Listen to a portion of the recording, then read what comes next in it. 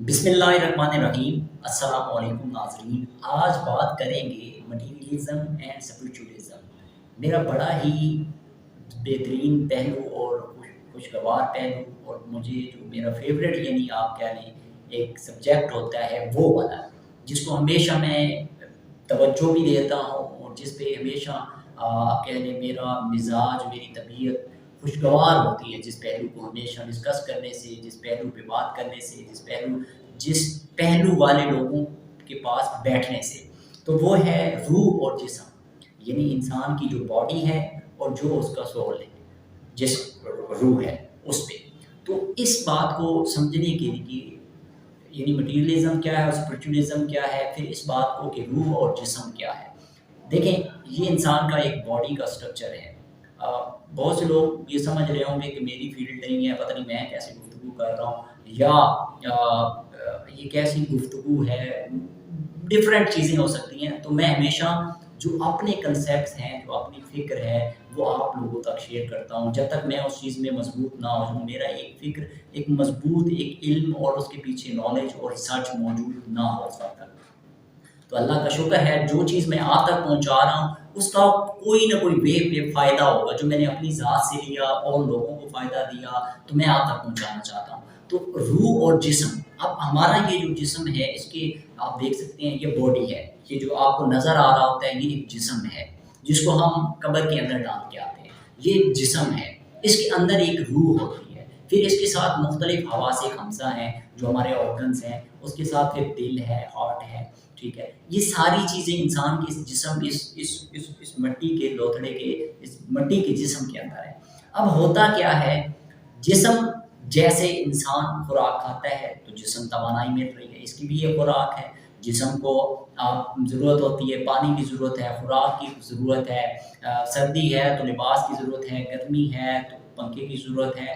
ये हमारी बॉडी है जिसको हम जिसकी ये कुछ बुनियादी ज़रूरियात हैं, यानी बेसिक रिक्वायरमेंट्स हैं, जिसके बाद अगर जिसको ये बेसिक्स चीज़ें ना दी जाएँ तो उसके बाद वो मुर्दा हो सकती है, यानी सांस इंसान का रुक सकता है, इंसान मर सकता है। वो ये इसके अलावा जो बुनियादी, इसके अलावा जो इजाफी चीज़ें करते हैं वो हमारा लिबास है, तो लिबास अगर बुनियादी तौर पे लिबास जिस्म ढाँप लिया जाए तो जिस्म तो ढँप गया, लेकिन अगर इससे इजाफी कोई चीज़ें की जाएँ, जैसे हम अच्छे लिबास पहन लें, खूबसूरत लिबास पहन लें, ब्रांड का लिबास पहन लें, तो वो उसके अंदर इजाफी चीज़ें आती जाती हैं। अब आ जाए रूह। क्या आप मुझसे पूछें कि क्या एक दो लोगों ने सवाल भी किया था कि क्या जिस्म जिस तरह है इसी तरह कोई रूह की भी खुराक है? इंसान के अंदर रूह भी तो है, जो जो हमारे जिस्म से परवाज़ करनी है, क्या उसकी भी कोई खुराक है? तो जिस तरह आपके जिस्म की खुराक है, सेम इसी तरह आपकी रूह की भी खुराक है और उसकी भी कुछ बुनियादी ज़रूरत है, बुनियादी रिक्वायरमेंट्स हैं जो हमें पूरी करनी है, जो आज हमारे माशरे का अलमिया है, जिसकी तरफ हमारी तवज्जो ही नहीं करती। तो वो आप कहेंगे वो क्या है कि हमारे रूह जो है उसकी भी कुछ बुनियादी जो है वो खुराक है और उसका ज़रूरियात है। तो वो क्या है, वो ये है कि रूह जो है ये इस जिस्म से जब परवाज़ करती है तो इसका रब्त अल्लाह ताला की ज़ात के साथ है।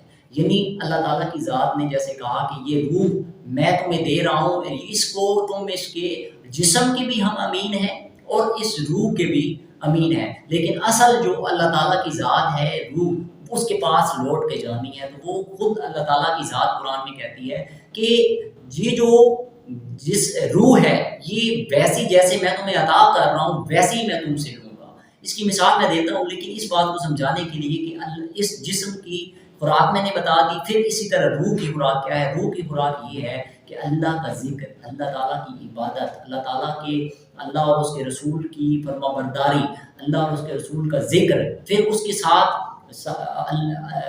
औलियाए अल्लाह, सालिहीन, असबाब, उन लोगों की सोबत, वो जहाँ से खैर बढ़ती थी। मिसाल के तौर पे इसकी मिसाल ऐसे ले लें, पहले वक्तों में आप देखते होंगे लोग जो दीन का हमेशा और अच्छा इंसानियत की खिदमत और अच्छा इंसानियत के पहलू पे बात करते थे, लोगों को समझाते थे, वहाँ बैठते थे जब उनकी सोबत में थे, वो खैर बढ़ती थी हर बात। आपके जिस्म, आपकी रूह, आपके अंदर को सुकून मिलता है। सुकून जिस्म से तस्कीन मिलती है, रूह से आपको सुकून मिलता है। जो आप बाज़ औक़ात परेशान होते हैं डिप्रेशन का या बेसुकूनी बेचैनी होती है, तो वो आपके जिस्म पे तारी नहीं होती, وہ آپ کی روح پہ طاری ہوتی ہے، روح سے آپ ڈسٹرب ہوتے ہیں، دل سے آپ ڈسٹرب ہوتے ہیں اس چیز کو۔ تو وہ جو صالحین، وہ جو اسلاف، وہ ان کی صحبت میں لوگ بیٹھتے تھے تو وہ سالوں و سال جسم پہ، جو جسم کی خوراک ہے اس پہ بات نہیں کرتے تھے، جسم کی جو ریکوائرمنٹس ہیں اس پہ بات نہیں، وہ تو زندگی کا ایک پروسیس ہے، وہ تو بنیادی ضرورتیں ہیں جو چل رہی ہیں، جو پوری ہونی ہیں، وہ ساری توجہ دیتے تھے انسان کی روح پہ، انسان کی جو سول ہے اس پہ، یعنی اسپرچولیزم پہ، وہ اس پہ ساری توجہ دیتے تھے۔ اس لیے اس وقت علم کم تھا، یعنی لوگ پڑھے لکھے کم تھے، لیکن خیر زیادہ تھی۔ آج ہمارے معاشرے میں خیر اس لیے کم ہو گئی کیونکہ ہم مادیت پرستی کی طرف چلے گئے، کیونکہ ہم اس طرف موو کر کے دنیا کے حساب سے جو جسم کی ریکوائرمنٹس تھی ساری توجہ لگ گئی ہماری اس کو پورا کرتے کرتے۔ اسی لیے جو بنیادی ضرورت ہے، یعنی بنیادی ضروریات میں آپ اللہ تعالیٰ کے احکام کو شامل کر لیں، جیسے نماز ہے، روزہ ہے، حج ہے، زکوٰۃ ہے، وغیرہ وغیرہ، یہ چیزیں بنیادی شامل، اللہ کا ذکر، اللہ اور اس کے رسول کا ذکر، اچھی صحبت میں بیٹھنا، اچھے لوگوں میں بیٹھنا، یہ ساری چیزیں کیا ہیں؟ یہ اس روح کی بنیادی ضروریات ہیں جو ہم پوری نہیں کرتے۔ اس وجہ سے جیسے جسم فوت ہوتا ہے اسی طرح کچھ لوگوں کے اندر روح بھی فوت ہو جاتی ہے۔ اس سے مراد کیا ہوتا ہے؟ اس سے مراد یہ ہوتا ہے کہ اس بندے کا دل مردہ ہو جاتا ہے۔ اب مردہ کیسے ہو جاتا ہے؟ آپ کہیں گے یہ بڑی عجیب بات ہے۔ تو مردہ اس لیے ہوتا ہے کیونکہ اس کو اچھائی اور برائی میں فرق ختم ہو جاتا ہے، اس کو غلط اور صحیح کی پہچان میں فرق ختم ہو جاتا ہے۔ وہ غلط کر رہا ہوتا ہے، اس کے دل، اس کا ضمیر کبھی اس کو احساس بھی نہیں ہوا کہ میں اللہ اور اس کے رسول کی نافرمانی کر رہا ہوں، وہ اس لیے کیونکہ اس کا دل مردہ ہو چکا ہے، اور دل کا تعلق روح کے ساتھ ہے، اور روح اس کی پہلے مر چکی ہے۔ تو جب تک آپ اس کو بنیادی، جیسے اس کی خوراک پوری کر رہے ہیں جسم کی، اسی طرح آپ کو خوراک اس کی بھی پوری کرنی ہوگی، روح کی بھی، تب جا کے آپ کی روح بھی سلامت رہ سکتی، یعنی بڑا بیلنس لے کے چلنا ہوگا۔ دنیا کے معاملات کو بھی لے کے چلے، لیکن اس روح کے جو بنیادی کم از کم اس روح کے جو بنیادی ضرورت ہے یا بنیادی ریکوائرمنٹس ہیں ان کو تو پورا کریں تاکہ وہ زندہ رہے، اور آپ کے اندر احساس، ضمیر، یہ چیزیں زندہ ہوں گی، تب آپ ایک اچھے انسان کے طور پہ معاشرے میں بھی چل سکتے ہیں۔ اب اس کی دوسری مثال یہ دیں کہ جسم جیسے فانی ہے، آپ مثال اس کی یہ لے لیں کہ جیسے آپ انسان جب مرتا ہے، اب اس کی اہمیت بات کر رہا ہوں، تو جیسے انسان مرتا ہے آپ قبر کے اندر ڈال کے آ جاتے ہیں، تو دیکھیں جسم تھا یہ فنا ہونے والی چیز ہے، فانی ہو گیا، یعنی مٹی سے بنا ہے اور مٹی میں جا رہا ہے۔ انسان کو وہاں لٹا کے آ جاتے ہیں قبر کے اندر، اور ہڈیاں بعد میں ختم ہو جاتی ہیں، اور انسان واقع کے ساتھ ساتھ اس کی ہڈیاں بھی وہاں ختم ہو جاتی ہیں، مٹی ہو جاتا ہے۔ تو اب دیکھیں اس کے اندر سے جو روح ہے وہ پرواز کر جاتی ہے اللہ تعالیٰ کی ذات کے سامنے، جس نے جا کے حساب کتاب لینا ہے۔ اب وہ جو روح تھی وہ حقیقت تھی جو اللہ تعالیٰ کی بارگاہ میں حاضر ہوگی، جس کو اللہ تعالیٰ نے کہا کہ جیسا میں نے تمہیں عطا کیا ویسا تم نے مجھے واپس کرنا ہے۔ اب اس کی مثال، اس کو آپ کہیں کہ آپ یہ کیا کہہ رہے ہیں کہ جیسے عطا کی ویسے ہی واپس کرنا ہے۔ اس کی مثال ایسے دے دیں، ایک گاڑی ہے، کسی سے آپ دوست سے کہتے ہیں کہ یار مجھے یہ گاڑی دے دو 2 دن کے لیے، میری ضرورت ہے، میں نے کہیں جانا ہے، تو انشاءاللہ میں واپس تمہیں دے دوں بغیر کسی نقصان لاس کیے، اس کو کوئی ایسا ڈنٹ وغیرہ نہیں آئے گا، کوئی نقصان نہیں ہوگا۔ آپ کیا کرتے ہیں؟ وہ بندہ آپ کو گاڑی دیتا ہے، آپ اس کو بنیادی، اب اس کی ضرورت کیا ہے؟ اس میں آپ جناب اللہ تعالیٰ نے جیسے ہمیں روح عطا کی اور جسم عطا کیا، تو آپ کیا کرتے ہیں؟ آپ اس میں پیٹرول ڈلواتے ہیں۔ پیٹرول کے بغیر تو گاڑی چلے گی نہیں، اور پیٹرول بھی کیا کرتے ہیں؟ اتنا ڈلواتے ہیں تاکہ اس بندے کو جب واپس کریں تو کچھ نہ کچھ اس میں موجود ہو، شرمندہ نہ ہونا پڑے۔ تو یہ اس کی بنیادی ضرورت تھی آپ اس کام کو کرنے کے لیے جو آپ نے پیٹرول ڈلوایا۔ اسی طرح اللہ تعالیٰ کی ذات نے آپ کو جسم دیا تو آپ خوراک اور ساری باقی اس کی ضروریات پوری کرتے ہیں، پانی، خوراک وغیرہ، کھانا جو بھی ہوتا ہے۔ اسی طرح روح کی بھی کچھ بنیادی ضروریات، بنیادی محرکات تھے جو ہمیں پورے کرنے تھے، جو ہم کرتے نہیں ہیں، تو وہ فوت ہو جاتی ہے۔ اور ایسی صورت میں جب اللہ تعالیٰ کی بارگاہ میں حاضر ہوگی تو روح نے کیا اس کا ہم کس حالت میں اس کو لوٹا رہے ہیں اللہ تعالیٰ کی طرف سے۔ تو ہمیں وہ جو گاڑی ہے، آپ آگے اس کی اور مثال لے دیں کہ جو گاڑی ہے اگر اس کو کوئی ڈنٹ پڑ جائے، جو ایکسیڈنٹ ہو جائے، کوئی نقصان ہو جائے، تو ہمیں خوف طاری ہو جاتا ہے کہ یار میرا دوست تھا، اس نے دوبارہ مجھے گاڑی دینی نہیں ہے۔ بہت موٹر سائیکل کی مثال لے لیں، گاڑی کی لے لیں، کوئی بھی چیز دے سکتے ہیں، تو میں اس کو اسی حالت میں واپس کروں جس حالت میں نے اس سے لی تھی۔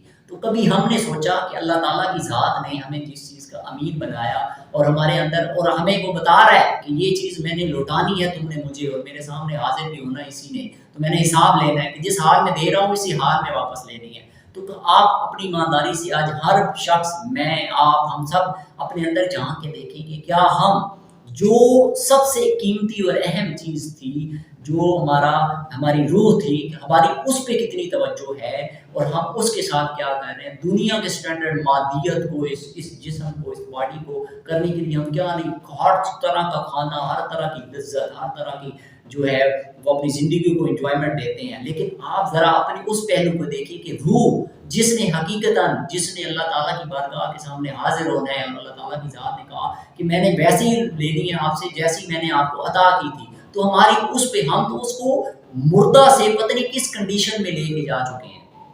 میں اور آپ سب سمیت ذرا اپنے اندر جھانک کے دیکھیں کہ ہم نے اس پہ کتنی توجہ دی ہے۔ تو یہ ہمارے معاشرے اور سوسائٹی کا المیہ ہے، جس کی وجہ سے آج سوسائٹی میں دیکھتے ہیں کہ لوگوں کے، ہم یہ عام الفاظ ہوتے ہیں کہ لوگوں کا دل پتھروں سے بھی سخت ہو گئے ہیں۔ تو اس کی وجہ کیا ہوتی ہے؟